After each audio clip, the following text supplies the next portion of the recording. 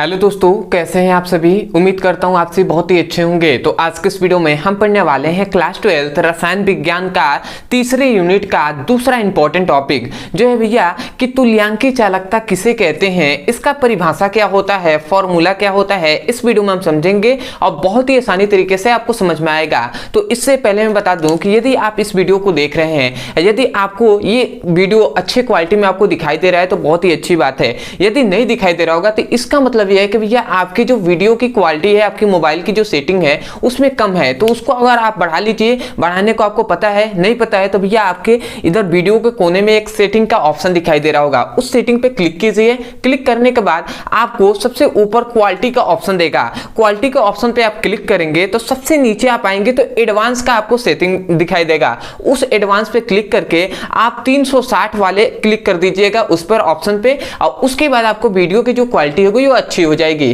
तो आशा करते हैं आप ऐसे कर लेंगे। उसके बाद आप देखिएगा एक एक करके आपको समझ में आएगा। तो चलिए दोस्तों अपने टॉपिक को शुरू करते हैं। तो यहाँ पे हमने लिख दिया भैया तुल्यांकी चालकता, यहाँ पे हमने इसका परिभाषा लिख दिया है। अब देखिए आपको परिभाषा कैसे याद हो जाएगा, मैं आपको विश्वास दिलाता हूँ भैया याद हो जाएगा ऐसे ही। तो समझते हैं, यदि आपको यहाँ पे देखने की कोई जरूरत नहीं है, आप यहाँ पे समझिए। मान लेते हैं भैया एक हम आयतन लेते हैं, ठीक है, एक बर्तन हम लेते हैं, ठीक है, समझिएगा। एक हम बर्तन ले रहे हैं, परंतु बर्तन कैसा होना चाहिए, घन के आकार का होना चाहिए, ठीक है।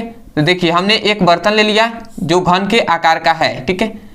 अब ध्यान दीजिएगा ये जो बर्तन है, ठीक है, तो ये घन के आकार का है। अब इस बर्तन की जो लंबाई है, ठीक है, 1 सेंटीमीटर है, इसकी जो चौड़ाई है ये भी 1 सेंटीमीटर है, और इसकी जो ऊंचाई है वो भी क्या भैया 1 सेंटीमीटर है। मतलब ये जो बर्तन है इसका यदि मैं कहूं कि आयतन कितना होगा, ठीक है, यदि मैं इसका कहूं कि आयतन कितना होगा तो हम क्या जानते हैं कि लंबाई गुणे चौड़ाई गुणे ऊंचाई कर देंगे तो आयतन पता चल जाएगा। तो तीनों का एक एक गुणा कराएंगे तो क्या हो जाएगा, एक ही होगा, क्योंकि एक में 3 का गुणा करें तो एक ही होगा। और सेंटीमीटर 3 ठो है तो सेंटीमीटर क्यूब हो जाएगा। तो इसका मतलब क्या हुआ कि ये जो बर्तन है इस बर्तन का आयतन कितना है भैया, तो 1 सेंटीमीटर क्यूब आयतन वाला क्या है ये बर्तन है। तो अब इस आयतन वाले बर्तन में क्या भरा गया है, विलयन भरा गया है। तो इस विलयन में क्या भरा गया है, विद्युत अपघट्य का, समझिएगा। यदि इस मतलब क्या है, ये जो आयतन वाला बर्तन है इसमें विलयन भरा हुआ है, तो इस विलयन में विद्युत अपघट्य का यदि 1 ग्राम तुल्यांक घुला हो, ठीक है, यदि इस विलयन में क्या भरा हो भैया, विद्युत अपघट्य का 1 ग्राम तुल्यांक यदि इसमें उपस्थित हो तो इस विलयन की जो चालकता होगी, इसी विलयन की जो चालकता होगी वही कहलाएगी भैया क्या, वही कहलाएगी तुल्यांकी चालकता।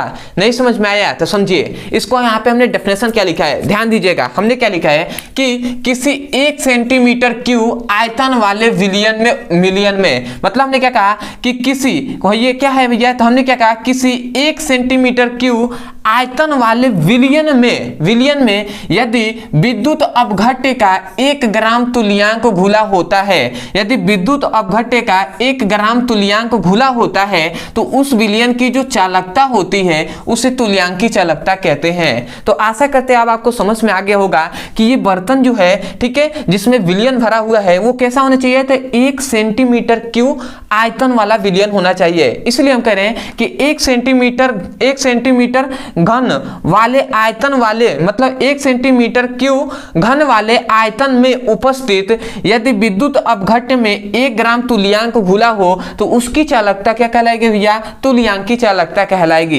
इसलिए हमने लिखा है कि यदि 1 सेंटीमीटर क्यूब आयतन वाले विलयन में उपस्थित 1 सेंटीमीटर क्यूब आयतन वाले विलयन में यदि विद्युत अपघट्य का 1 ग्राम तुल्यांक घुला हो तो उस विलयन की चालकता क्या कहलाएगी, तुल्यांकी चालकता कहलाती है। तो आशा करते हैं आपको समझ में आ गया होगा। तो अब जान लेते हैं इसका फॉर्मूला। ठीक है, यहाँ पे डेफिनेशन हमने जान लिया, अब आता है फॉर्मूला। इसको याद रखेंगे, लेमडा EQ से प्रदर्शित करते हैं, और लेमडा EQ इक्वल टू होता है कप्पा इंटू 1000/n। ये इसका फॉर्मूला होता है, इसको आपको याद रखना है। क्या है भैया, यहाँ पे हमने लिखा है lambda EQ equal to kappa into 1000/n। अब यहाँ पे आप सोच रहे होंगे भैया लेमडा EQ क्या है, तो याद रखेंगे, मैं यहाँ पे लिख दे रहा हूँ, लेमडा जो EQ है ना, ये भैया है तुल्यांकी चालकता।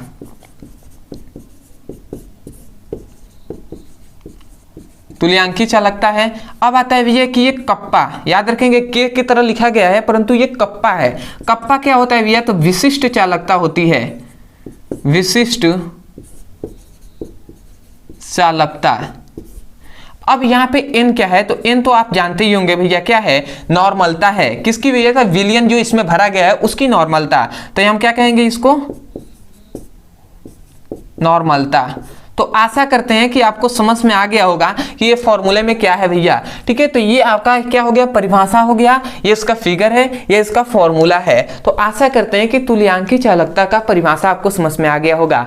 ठीक है, तो मैं यही कहूंगा यदि आपको समझ में आ गया है तो सबसे पहले तो सपोर्ट करने के लिए चैनल को सब्सक्राइब कर दीजिएगा, वीडियो को लाइक कर दीजिएगा, हो सके तो हमें कमेंट सेक्शन में जरूर बताइएगा कि आपको वीडियो कैसा लगा। अदरवाइज यदि अगर क्लास 12th में फिजिक्स में केमिस्ट्री में ऐसा कोई टॉपिक है जो आपको समझ में नहीं आता है, यदि उसको पढ़ना चाहते हैं तो केवल आप उस टॉपिक का यूट्यूब पे नाम लिखिए, अंत में हमारे चैनल का नाम लिख दीजिए ब्रदर सर, आपको वीडियो मिल जाएगा, वहां से उसकी पढ़ाई कर सकते हैं। जैसे कि हमने भैया तुल्यांकी चालकता पढ़ लिया, ठीक है, अब मोलर चालकता पढ़ना हो तो आप लिखिए मोलर चालकता ब्रदर सर, आपको वीडियो मिल जाएगा, वहां से उसकी पढ़ाई कर सकते हैं। तो आशा करते हैं आप समझ गए होंगे। तो चलिए दोस्तों, आज के लिए इतना ही, मिलते हैं एक नए टॉपिक के साथ, तब तक के लिए धन्यवाद। जय हिंद, जय भारत।